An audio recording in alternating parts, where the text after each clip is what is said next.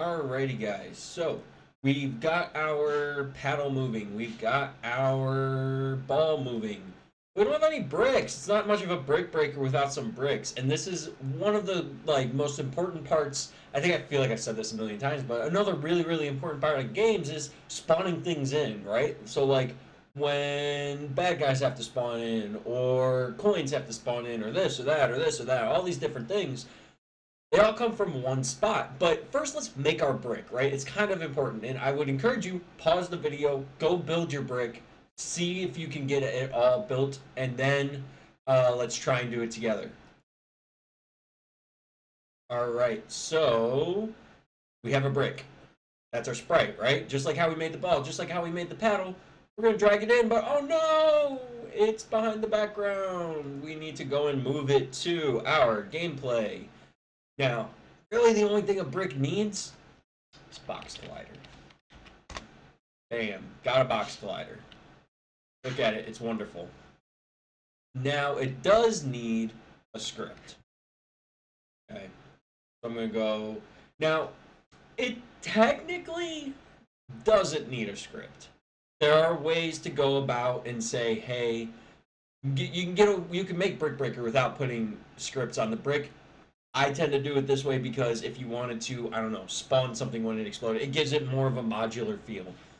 That the brick is responsible just for the brick. So I'm going to call it not controller, because I actually don't like the fact that we named ball controller ball controller. It's brick instance. It's an instance of a brick. Really what it should be is ball instance, but we're just going to leave it there. We're not going to go back and rename it. Sip my coffee as it loads up. It's thinking for a while, actually. I don't know why it's taking so long.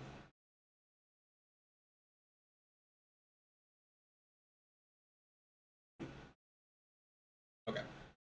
So let's go ahead and open up Brick Instance. And we're going to delete Start and Update because we don't really need it. Now, we've seen the ball collide with the paddle. We've seen the ball collide with the rest of the game edges. But we don't actually do anything when collisions happen. What we're going to do right now is let me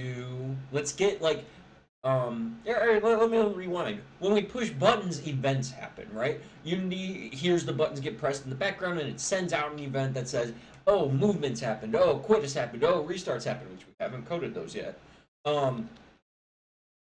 It does the same thing with collisions. So what we're going to do is we're going to type in public void on collision, and you should just stop there for a little bit.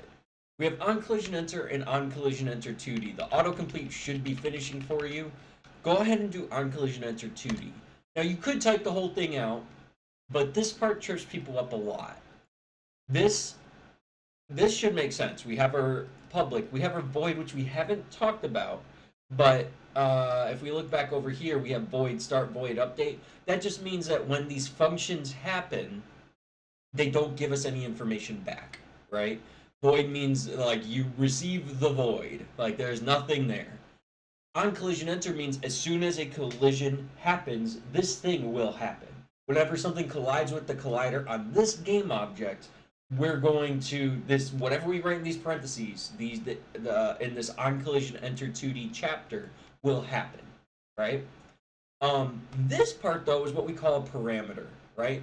It gives over information, and you can write functions that have parameters, and they actually make a lot more sense than what we're doing here. But you can just think of it as just like how when we do the movement input, right? We know it has a vector 2 because we went to our input actions. We saw that, yep, it's going to give us a vector 2 somewhere in Unity. We're not going to worry about where. They've written out on collision enter 2D, and they said, well, it will give you information about the collision. That's going to be important in a minute. But for right now, we just want to destroy the brick when something collides with it. So we're going to say destroy, not collision.gameObject, this game object. Little g game object, this is important to remember, talks about the game object this script is on. So I'm going to go back over. I'm going to put that script on the brick.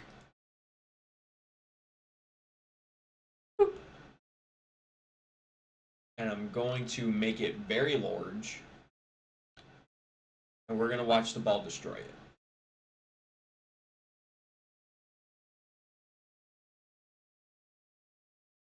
Somehow I missed it. Bam! Brick got destroyed. You won the game, yay! Uh-oh, what happened?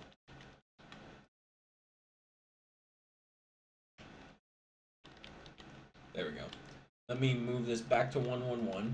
It's a pretty boring game. Now, one thing, I'm going to duplicate the brick, and I'm going to give this top one a rigid body real quick. Because there's a bit of an issue here, right? It has gravity, so it's going to fall. It's going to fall and hit my other brick. And they both destroy. That shouldn't happen. Only the ball should be able to destroy bricks, right? So, there's a bit of a problem there. And the undo redo is happening very weird right now. It's undoing a lot in one click. But we need to check to see, well, did the ball hit us? And then if it was the ball, and that if is an important word, then we destroy this game object. So we're going to say if, and we get information about what collided with us from this collision. So we know that. And if we look, we get a whole bunch of things, right? We can go ahead and say if collision.gameObject.name equals ball. You could do that. Comparing strings, that's what these words are. The quotes are a string. The name is a string. It's not generally a good thing to do. What I tend to do is do GameObject.getComponent because we know we put a ball controller on the object. And if it does not equal null, that means if we try and get the ball controller and we get a ball controller back, then that means we hit the ball, right? The ball hit us. And then we can destroy. And that will make it so that way then, I'm going to put it in the bottom left corner so I can hit it with the paddle. Oop.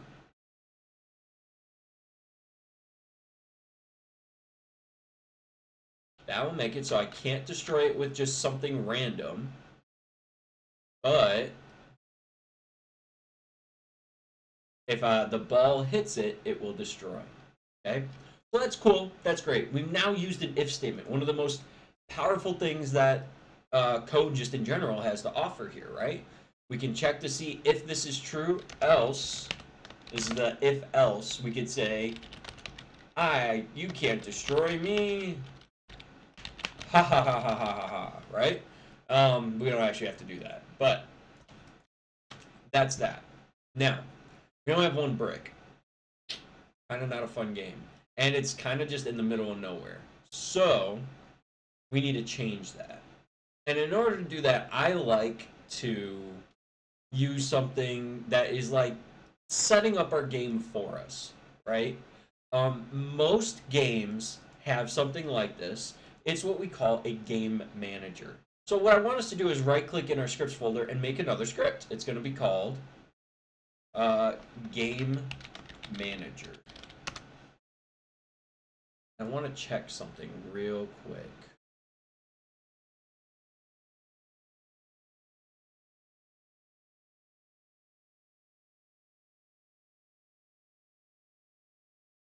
It used to be that game managers would get a special icon, but they don't really do that anymore, it doesn't look like. I'm going to go ahead and open up my game manager. You can think of this as kind of like the god of your game, right? It's just kind of floating around, it's always watching, it's checking things, it's setting up the game for you, restarting it for you, all these different things, right? Now, let's put it into the level. We can put it on technically anything in the game except for things that get deleted, like the brick or the ball, because the ball needs to get deleted at some point too, right? But what I tend to do is make an empty game object called Game Manager. I'm going to add component and give it the Game Manager, and that's it. That's our Game Manager right there. But we do have to code some stuff for it. in order to, the first thing we're going to code is spawning the bricks in, right? Because we should have a big all these rows of bricks that we can go ahead and destroy as we get the ball to go ahead and hit it. So if I go to my assets folder, I'm going to right click, create, and make a new folder. And this is a new term we haven't used before called prefabs. Prefabs are things that are in your assets folder that you want to spawn at any given time. And I can think of two things that we actually are going to want to spawn in the game. We're going to want to spawn the ball, and we're going to want to spawn the brick. So what I'm going to do is open up my prefabs folder, and we know we already have these set up pretty much that they're exactly how we want them to be. I'm going to drag them into my prefabs folder, and you'll notice they turn blue. Okay, I'm going to do that to the ball too. They turn blue here, and that's an indicator that these are prefabs. So what's a why, right? Besides us being able to spawn them in from the assets folder, we can also make a couple of extra bricks. Brick, brick, brick. Now, we have like 4 bricks, and if I go and open up the brick prefab, I go into what's called prefab mode. And I did that by double-clicking, oh, my head's in the way a little bit. Here we go. Double-clicking the brick in the prefabs folder. I can also get here by clicking on the little arrow next to the bricks. And that, it looks a little different, but it is the same thing. This is context mode, so you're like in the level, you can still see it in the background a little bit. I tend to prefer to go into like true prefab mode and just see it here.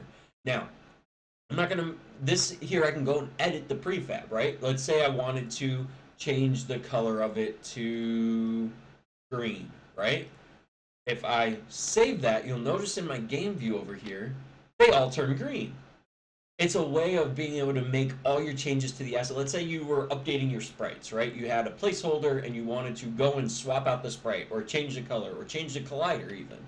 You can go and do that on the prefab and it will apply across the board to every instance of that prefab in your game, which is super, super powerful, right? It saves you so much time. But let's say hypothetically, I wanted this one to be blue. This one's going to be a little different. And I go in and I change them all to green. You'll notice that it does not. It stays blue. And this is like a double-edged sword, right? Because if I make unique changes to one thing, you'll notice it's kind of hard to see. There's a little blue line right here, right? Next to the color. That means that it's listening to everything else on the prefab. So if I go and change the scale and save, you'll notice it got bigger. But it's keeping its own record of what color it should be. That can happen across all your prefabs. If you make unique changes to them, those are no longer going to be changed based off of the source file, right?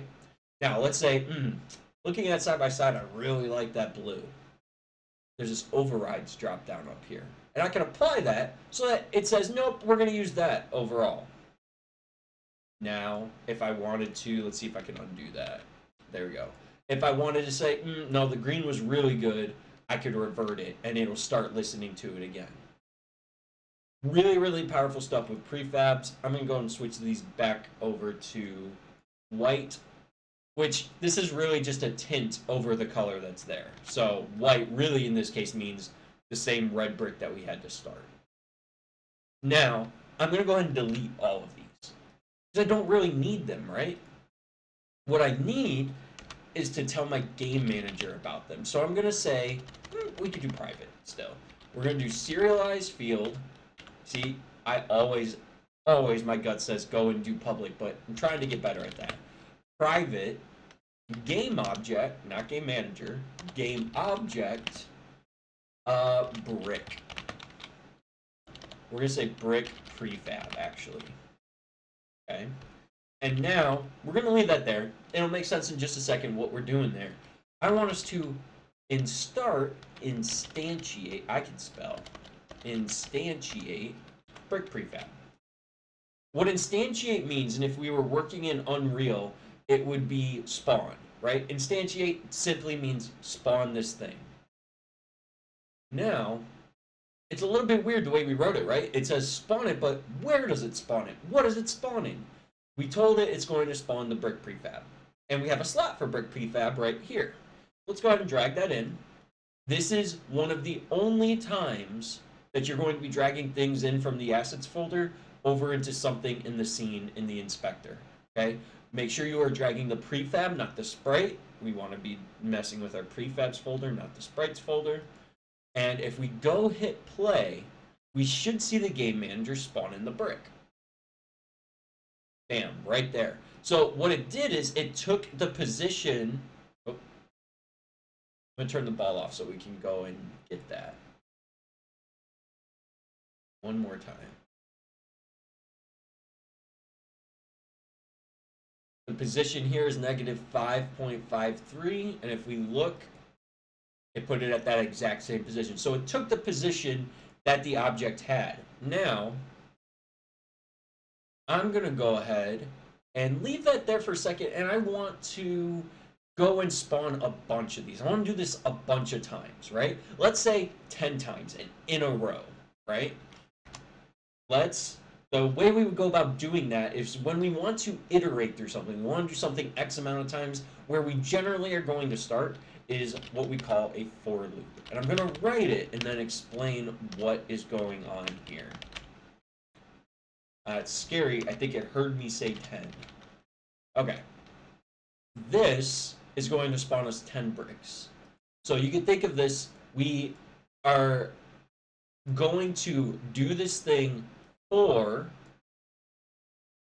as long as this integer I that we just made, which starts at 0, is less than 10. We're going to do it as long as it's less than 10, and every time we get through the loop, so every time we instantiate and get to this little close chapter, we're going to add 1. This plus plus is shorthand for add 1. Minus minus would be subtract 1. Plus equals 1 would be the same thing. We're going to add 1 to I. So it starts at 0, instantiates, and then it becomes 1. And then it becomes 2. And then it becomes 3. So this on its own will get us 10 bricks. So let's go see what happens. Wow, slow. Let me sip my coffee.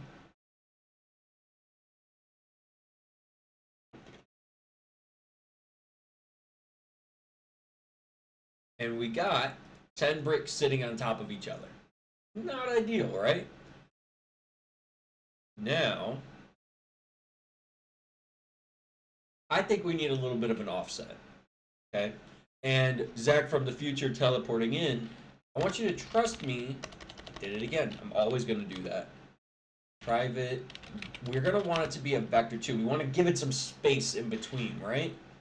And we're going to call it spacing. Now you could do this. Oops. We want to be able to edit it in the inspector. You could do this as a float, right? For your width spacing and a float for your Y spacing. Because eventually we're going to have rows, right? That's why we really want this.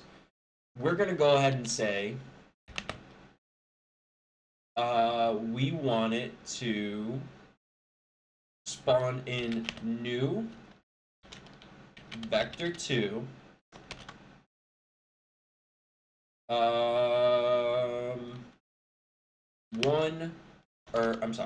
spacing dot x times I, and we're just going to say 0 for the Y.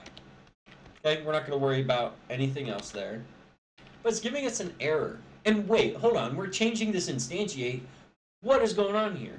Functions in Unity, instantiate is a function, update, start, on collision enter, all these things generally have these things called overloads, right? It means you can use this thing. If we look here, it says 14 overloads. You can use it 14 different or 15 different ways. And the way that we were originally using was just asking for an object. What are we spawning? And that was a brick prefab. And now I knew that there's another way to use it that asks for a position. Now, we are using a vector 2, and it says we should use a vector 3. That's not the issue. The issue is it then is asking for a rotation as well. It's like, if you're going to give me more information, you have to give it all to me. And this one's a little bit of a cheat. Quaternion.identity simply means the rotation that the prefab currently has, right? So we're going to go ahead and try this and see what happens. We're going to save it. go over to our game manager, and I'm going to give it, let's think about this actually. Our brick, its sprite is 142 pixels wide by 74 tall. So that means it's about 1.5 Unity units if it's 100 pixels per Unity unit. I'm going to say 1.5. Or no. That sucks. We're going to try this. I haven't had enough coffee to be doing math this early. That looks pretty good, actually. It starts at 0, which I don't like too much. But that's pretty nice. Okay. Now, what I'm going to do is I'm going to add one more thing in here. Well, a serialized field. We're going to call it private. We're going to do a transform. Now, where have we seen that before? A transform. We'll talk about it in a minute. We're going to say spawn point. And I'm going to bring my code over. Let it load its stuff. Because I want a spawn point for where the where the bricks should start. So I'm going to make an empty game object and call it spawn point. Now, these empty game objects can sometimes get a little hard to find, right? Because there's no visual representation. If we look in the inspector, next to the name, next to the little checkbox, we can have this little drop down. Lots of people never find this, which is crazy. I'm going to go ahead and give the game manager my favorite color, green, and I'll get a little green diamond. You won't see it in game. You can see I don't see it in my game view, but it gives you a little bit of an icon of what is, where is this thing? I'm going to give my spawn point blue. And I know that I want my spawn point to start in the top left corner. I want them to start spawning there and go across.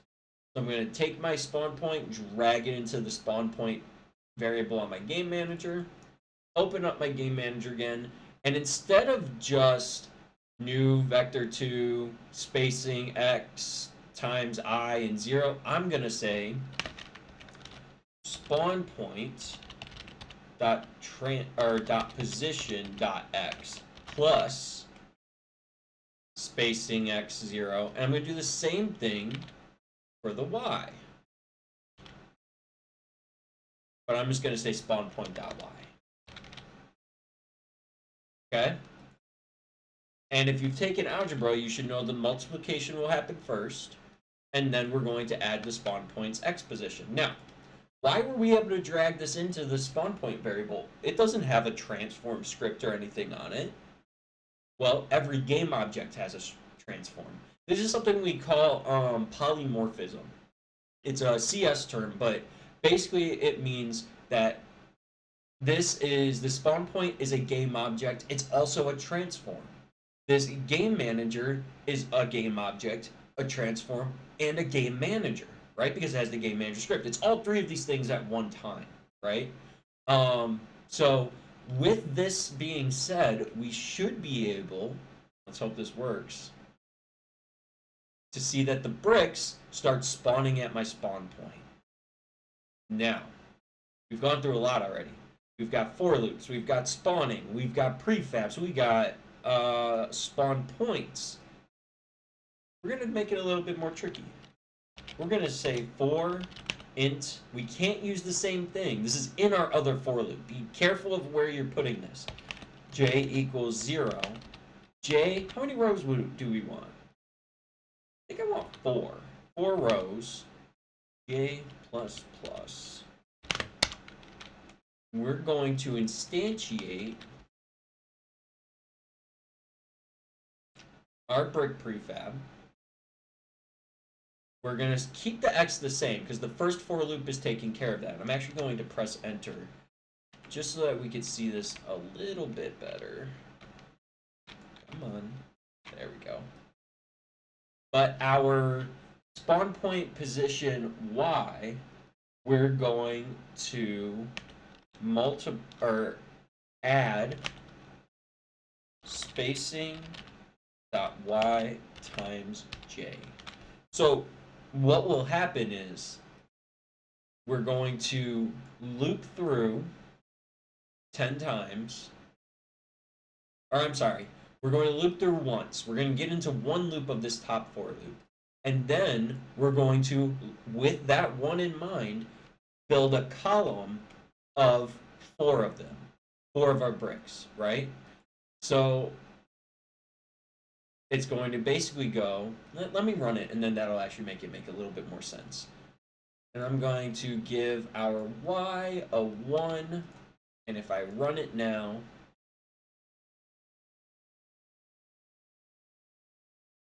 did not work the way I thought it would. What it did is it built this one. Let me bring the code up as well.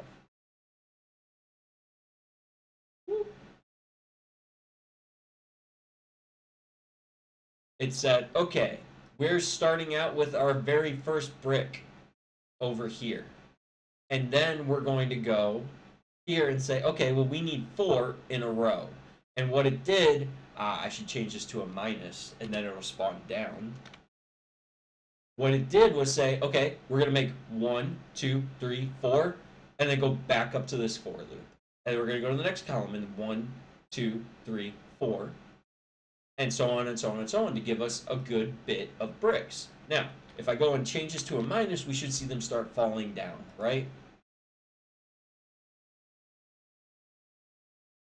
Once we let it load.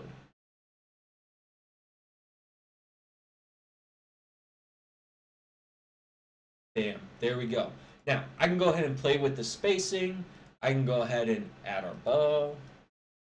Put it in there. And I'm going to go back to my game manager and play with the spacing. Maybe make this 2. So that way it's a little bit. I can move my spawn point to change where they're spawning. See, that was a little too much. But now you should see something that looks a little bit more like Brick Breaker. Very, very nice. I like it. We do have some goofiness with the ball, but we can fix that later. Because that's kind of the big thing with building things, right? Is we aren't looking for perfection right out the gate. Let's get some parts working and then come back. So, and that's what we're going to do. That's it for this video. We got our bricks spawning, we got them destroying, we got prefabs, we got a game manager, we got so many new topics, but we nailed them all. So, next one, we're going to start working with our UI, we're going to work with scoring, and see where we go from there.